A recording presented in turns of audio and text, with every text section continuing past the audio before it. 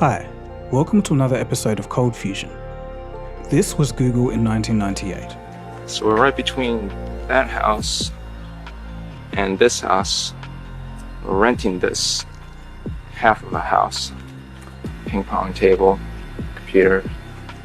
Go to the other side of the office. There's Larry, CEO of Google.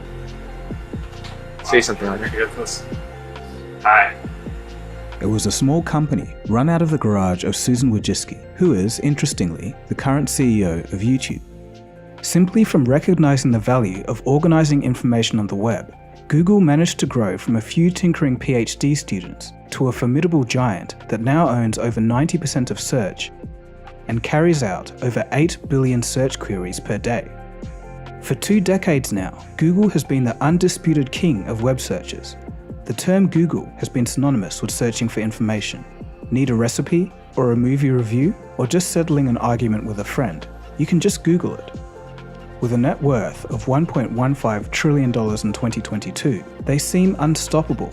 So what exactly could make a massive company like Google panic? So much so that they issued an internal code red. Well, it's OpenAI's ChatGPT, of course. With Microsoft's plans to integrate the AI system into their search engine, Bing, Google Search may face a serious threat for the first time in its history. Could this be one of the biggest technology story arcs in history? While making this episode, I kind of felt like we're at the beginning of an AI war. So in the following, we'll learn what Google might do about the situation. They're actually already fighting back, and we'll get into that. And we'll also see why exactly ChatGPT is such a threat to Google's central business model. Let's take a look. You are watching Cold Fusion TV. Going to transform just about every industry, including education, ChatGPT passed the US medical licensing exam, the bar exam, and got a B on a Wharton MBA paper. A conversational chatbot capable of responding to any query in a human-like manner always seemed to be a technology of the future, for the masses anyway, until ChatGPT. Following its release, ChatGPT has garnered huge attention from around the world. To give you an idea of the scale of this moment, ChatGPT has been the fastest app in history to reach 100 million users. It's taken just 2 months, whereas TikTok took 9 and Instagram 30. A rapid adoption rate is a classic early signal of a disruptive product or technology. A couple of months ago, we took a deep dive into ChatGPT. Since then, it's been updated and is better than ever. However, as I previously stated, it's important to know that it's not perfect and may sometimes give bias or outright incorrect information. If you want to see that episode on ChatGPT and to OpenAI's views on the future of these systems in more detail, the link for that episode can be found in the description below.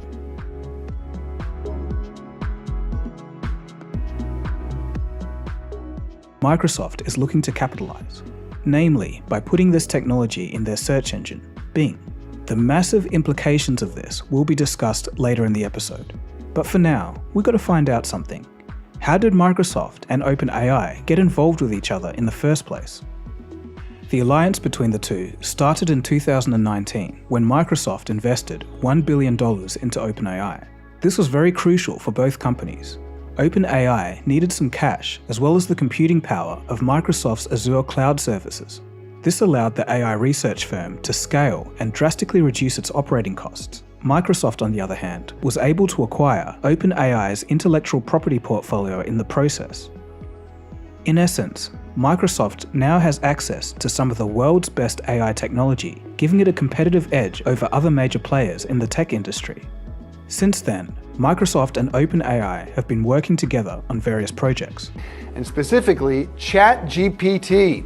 CEO Satya Nadella is saying its impact will be, quote, at the magnitude of the personal computer, the internet, mobile devices, and the cloud.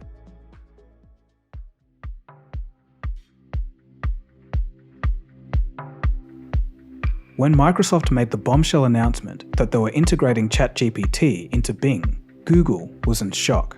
An emergency code red situation was declared, and I could imagine the frantic meetings. One Google executive told the New York Times it was a make or break moment for the company.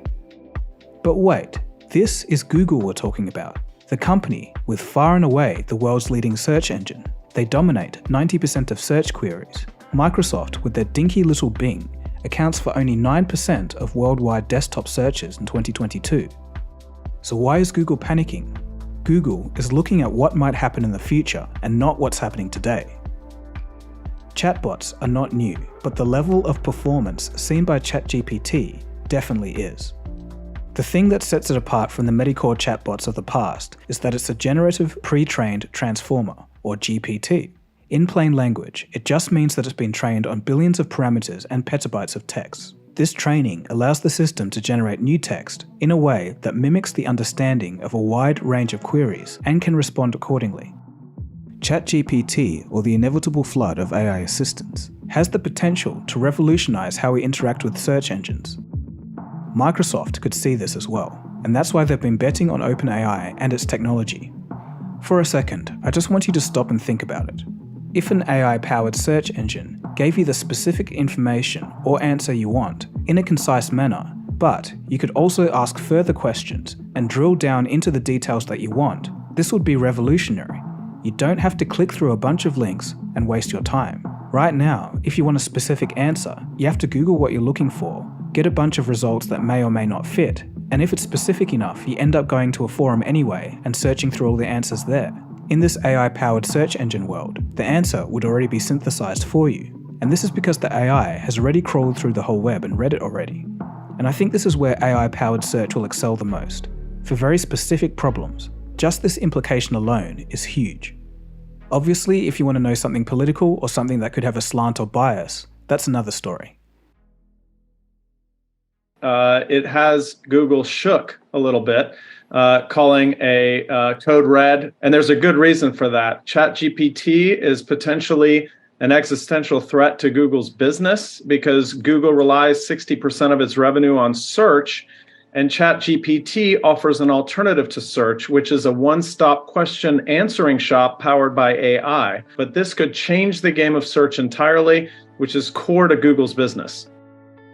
If OpenAI integrates a ChatGPT-like language model into Bing's search engine, people would just be able to find the results that they need without having to scroll through a flat page of search results that are littered with ads. This may be good news for users, but for a company like Google, it's very bad news. And why is this so bad for Google? Because roughly 60% of their revenue comes from Google search. If the magnitude of this income becomes significantly damaged, it could be catastrophic. Google's business model is centered around advertising. It's been their long-standing primary source of revenue.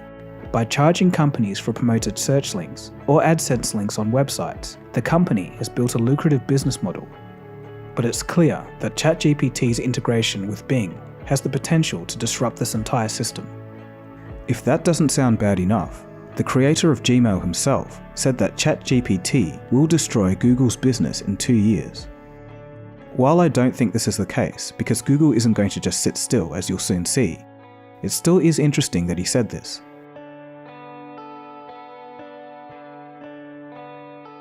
In January of 2023, the Department of Justice filed an antitrust lawsuit against Google. They stated, quote, Google has used anti-competitive, exclusionary, and unlawful means to eliminate or severely diminish any threats to its dominance over digital advertising technologies. This isn't to mention the 12,000 Google employees that were recently let go. This is probably due to higher interest rates and a changing market. But still, all things considered, these are some of the biggest challenges Google has seen in its 20 years of dominance. So it's no surprise that the company issued the code red. But here's the crazy thing, they even sought help from their co-founders, Larry Page and Sergey Brin, both of which had stepped down from their executive positions back in 2019 and have not been actively involved in the company's operations. According to the New York Times, the pair was invited to an executive meeting to strategize on how to integrate chatbot features into Google's search engine. They were also said to be devising a plan for the company's AI operations. According to Forbes, Sergey Brin has requested access into Google's internal code, and he was taking a look at some Lambda code. This could indicate that Google will be using Lambda in their response to OpenAI. When Google calls them the old guard, you know things are getting serious. Meanwhile, Microsoft is going all out. They're going to be investing an extra $10 billion into OpenAI. As part of the new agreement, Microsoft will receive 75% of OpenAI profits until it recoups its investment, and then will hold a 49% stake in the company afterwards. Unfortunately, this is the antithesis of what the OpenAI company originally stood for. If all goes well, this may turn out to be one of the best business deals of the decade.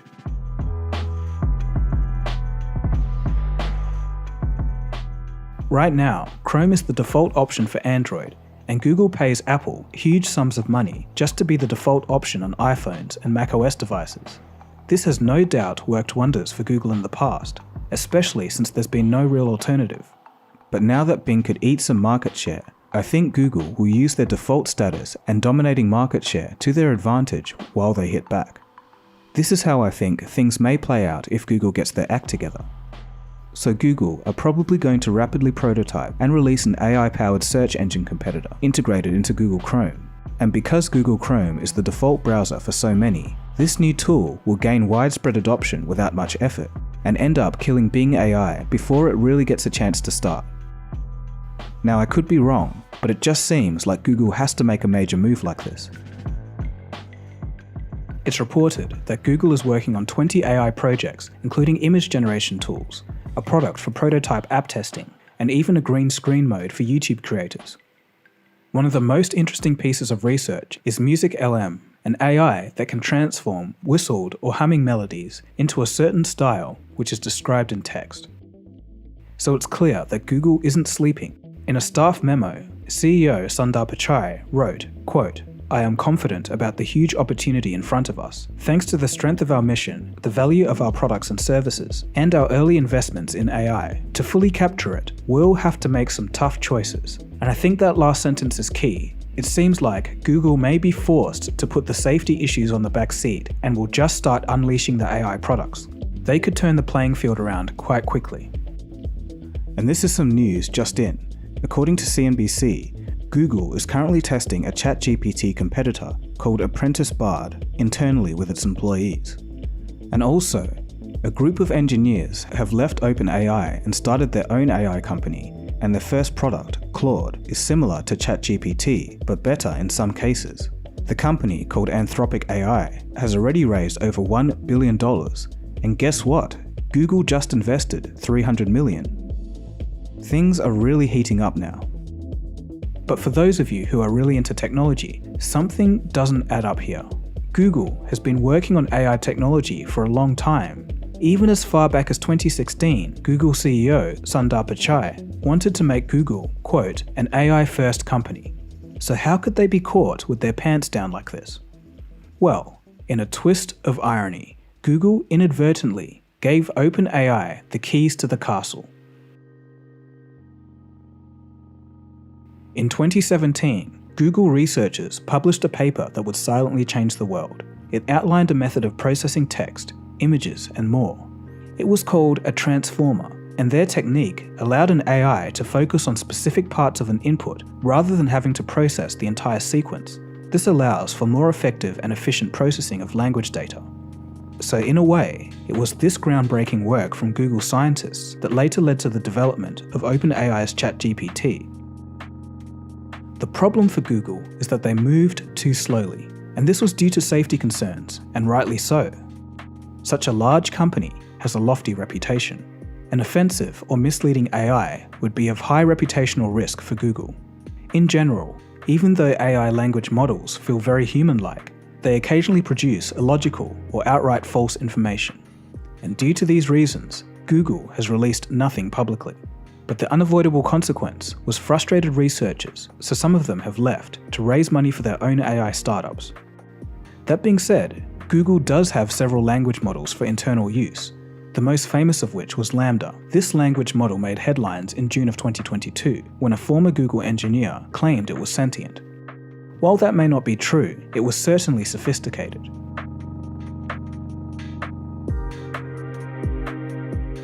So let's wrap this episode up by taking a look at what we know so far about an AI-powered Microsoft search engine. Microsoft is expected to launch Bing with some ChatGPT features at the end of March. There is still some growing speculation about how the AI system will be integrated into the search engine. One possibility is that ChatGPT could allow users to just communicate with Bing in a more human-like way. You don't have to worry about keywords. You just ask Bing the question in the same way that you would ask another person. An anonymous Microsoft source told Bloomberg that more conversational and contextual responses to queries will win over users by providing better quality answers that go beyond links.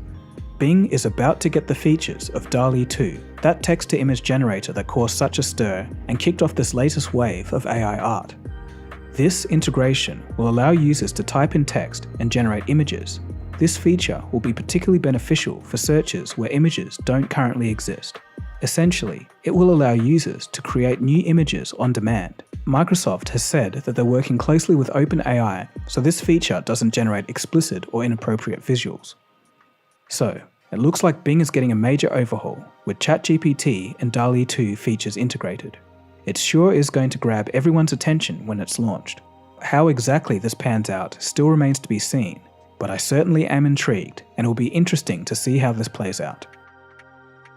So we may be on the cusp of a new era in which the search engine that we know becomes a thing of the past. The digital directories of old will become the digital assistants of the future. So I'm going to make it clear, Google search isn't going anywhere anytime soon, but it's so interesting to think that there could be a legitimate contender around the corner, and from Microsoft Bing of all places. Just think, a year or two ago, no one would have seen this coming. It's just amazing how fast things are moving. So what are your thoughts? Are link-based search results going to expire? Do you think you're going to warm up to an AI bot serving you the information that you need? Will Bing become a verb? And finally, do you think Google will hit back faster than we all expect? Please let me know in the comment section. It's going to be an interesting discussion. Alright, so that's about it from me. Feel free to have a browse through the Cold Fusion channel. There's plenty of interesting topics on AI, technology, business, and much more. And also, don't forget to check out the ChatGPT video linked below. So thanks for watching. My name is Dagogo, and you've been watching Cold Fusion, and I'll catch you again soon for the next episode. I'm going to play you out with a new track I made over on the second channel. Cheers, guys. Have a good one. Somebody willing to help, make something of your life.